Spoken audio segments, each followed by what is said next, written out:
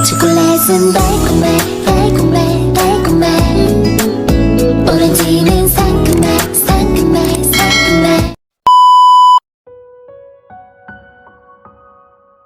Hindi ko mapigilang tumawa and at the same time ay masaktan para kay Gio when Doc Sav inject some medicine sa kanya kanina. Hindi ko talaga na-expect na takot siya sa karayom.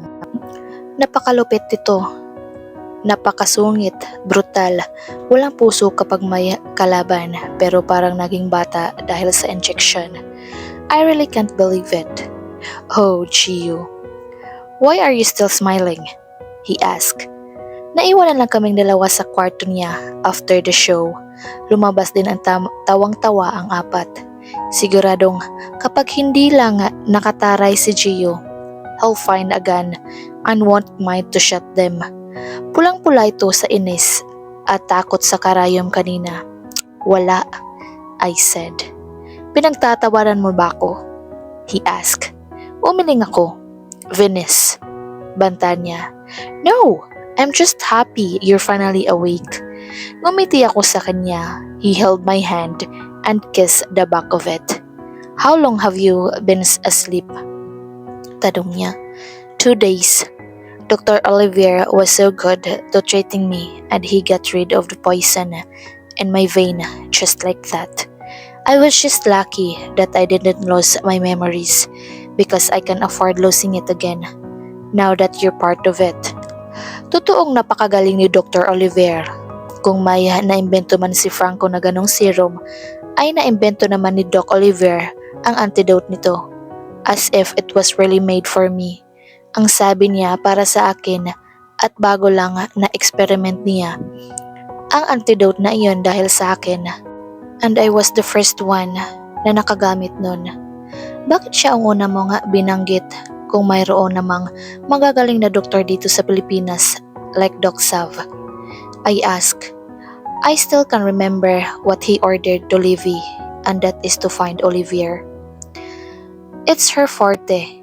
He's a best chemist I know. I know he can treat you as fast as he can.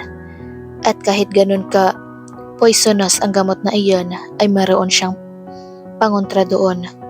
Napatango ako. Kaya pala, ilang test lang ang ginawa niya sa akin before and he said I was free sa poison. Alam mo ba? Parang ikaw din yun masungit. She chuckled. He is. Matagal mo na ba siyang kilala? Tumangaw ito. You guys are friends? Na, we're far from being friends, he answered. If that's so, then bakit sumunod agad siya sa utos mo? May kailangan siya sa akin, he said. Kumunot naman ng noo ko. And that is? Pang-uusisa ko. Bigla akong na-curious.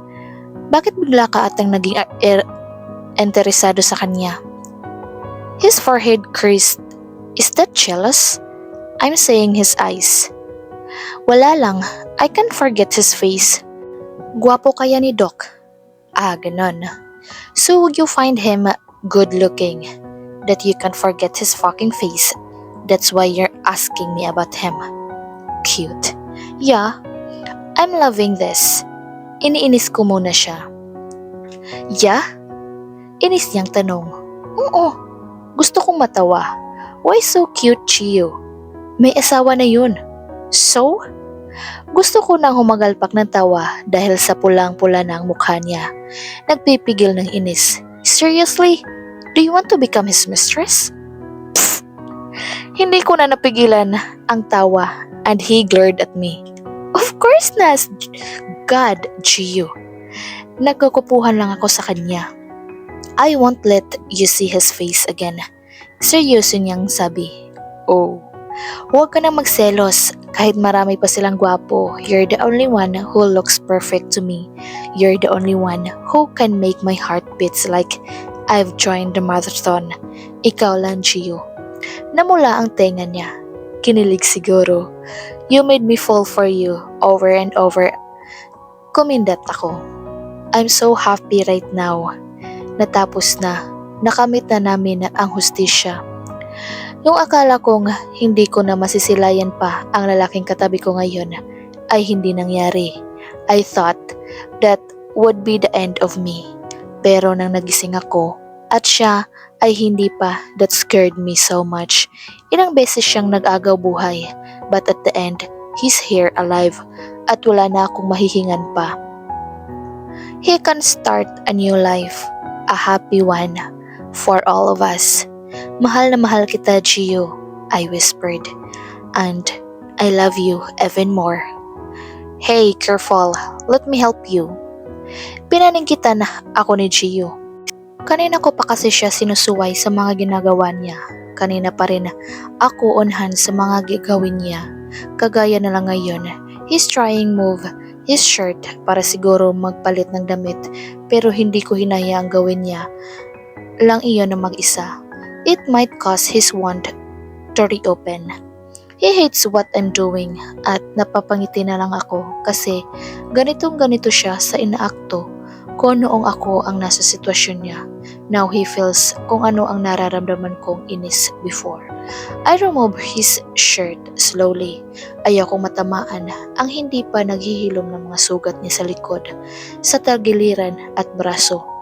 You're making it too hard for me, baby. I felt his body tense, his breathing become heavy, even his voice become husky all of a sudden. Nagtaasan ang balahibo ko sa batok nang maramdaman ko ang mainit niyang hininga doon. I'm just trying to help you, mister, I said. Pero parang mali ang ginagawa kong pagtanggal ng t-shirt na dahil hindi na maalis ang tingin ko sa malapad niyang balikat at matipuno niyang dibdib and down to his perfect six-pack abs. Shit, why is he so perfect? Eyes up here, Venus. Lumunok ako. Damn, he caught me staring at his perfect sculpted body. When I met his eyes, walang sabi-sabing hinulin niya ang mga labi ko. I felt his hand cursing my curves, and I just let my hands encircle sa batok niya. Mas lalo niya akong inilapit sa katawan niya. His tongue penetrated my mouth and tasted everything. Damn, he's so good at kissing.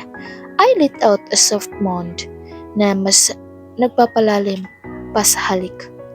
Parehas kaming habol ang hininga nang matapos ang halik niya.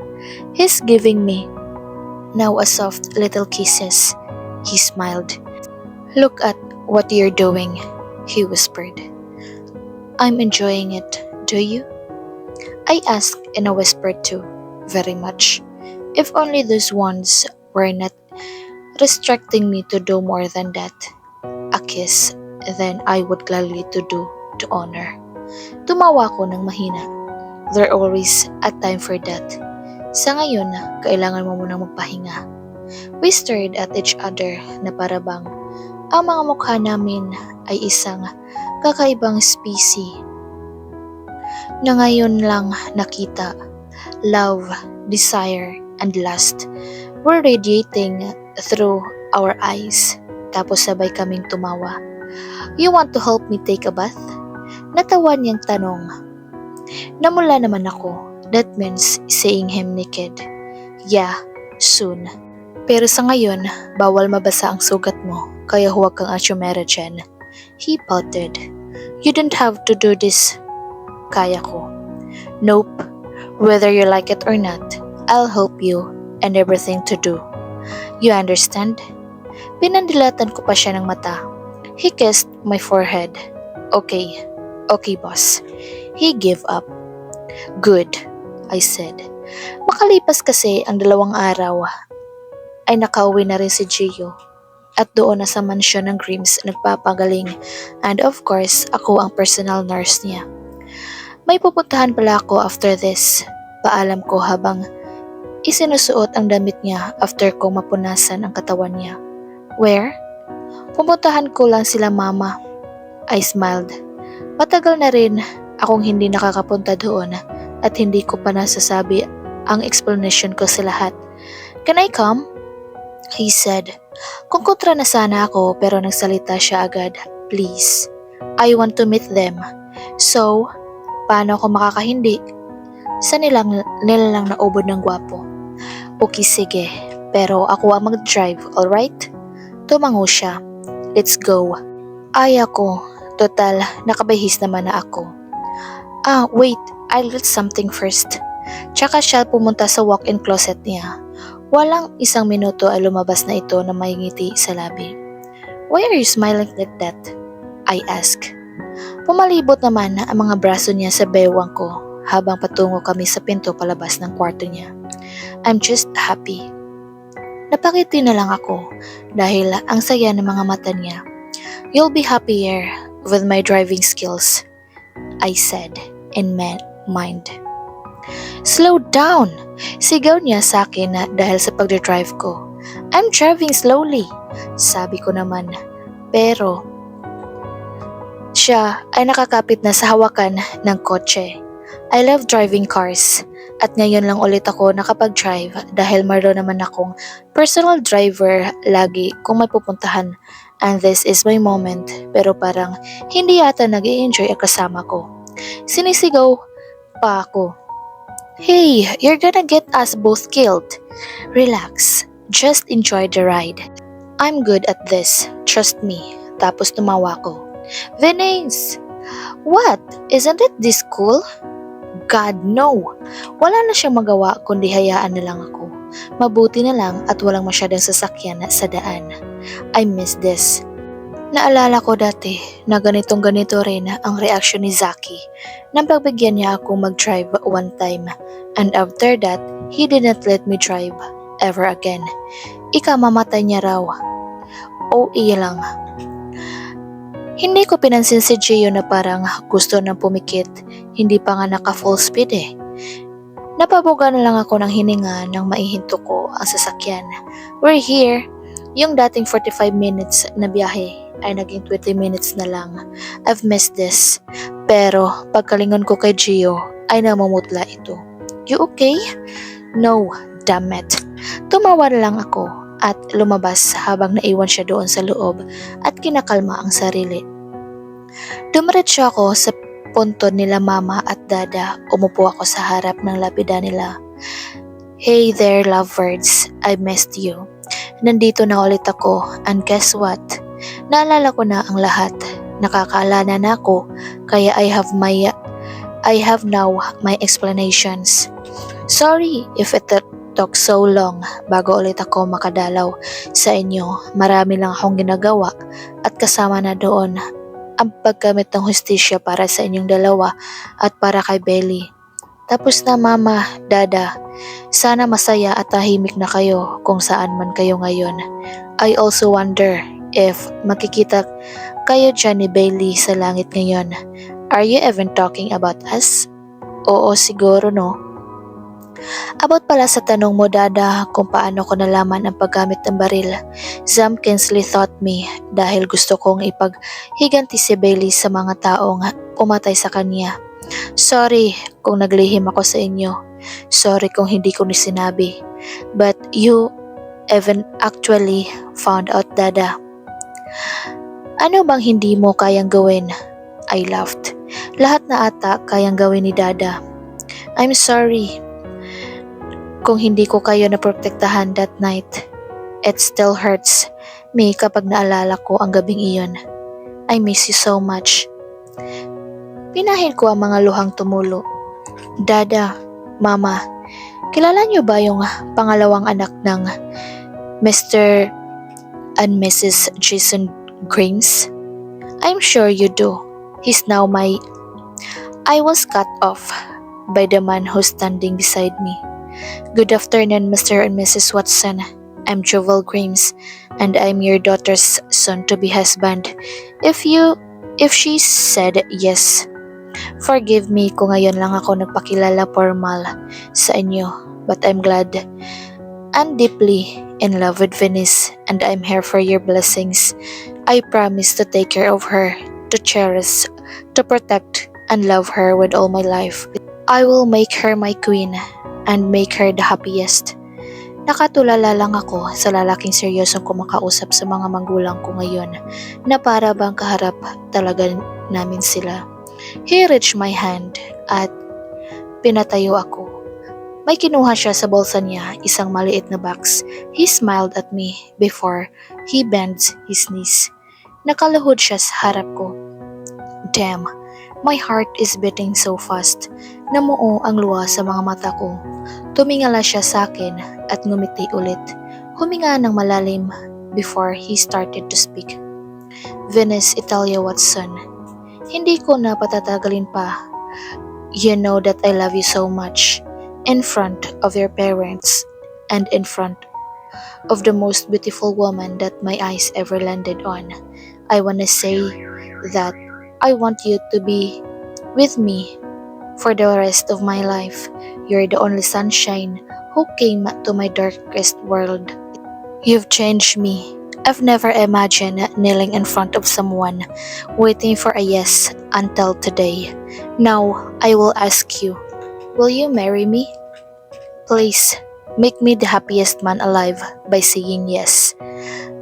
Tawa at iyak ang ginawa ko. He's so adorable and sweet. Who am I to say no? Mama, Dada, this is what I'm waiting for. Ikakasal na ako sa lalaking mahal ko. I bend and kiss him passionately habang umiiyak dahil sa sayang nararamdaman ko. Between the kisses, I said, I would love to be your wife. Yes, I will marry you, Jovel Grimes. Tumawa siya at niyakap ako ng mahigpit. He kisses my head. Isinuot niya ang singsing na may malaking diamond sa gitna at pinapalibutan iyon ng maliliit na diamonds. It perfectly fits in my finger. Thank you. He kissed me again. We hug each other tight. Hindi ko inasahan na he'll propose to me in front of my parents. Para sa akin iyon na ang pinaka-sweet, lovely, and special sa lahat. Oh, how I love this man and I can't wait to live with him for the rest of my life too. I love you, he said. I love you, I answered. Tumingin siya sa paligid ng mga apis. Tumingin siya sa lapida ng mga magulang ko. Thank you, sir, mom. Ako na po ang bahala sa anak niyo. Gaano man katigas ang ulo niya, please say to Belly that I finally marrying the woman she talks about.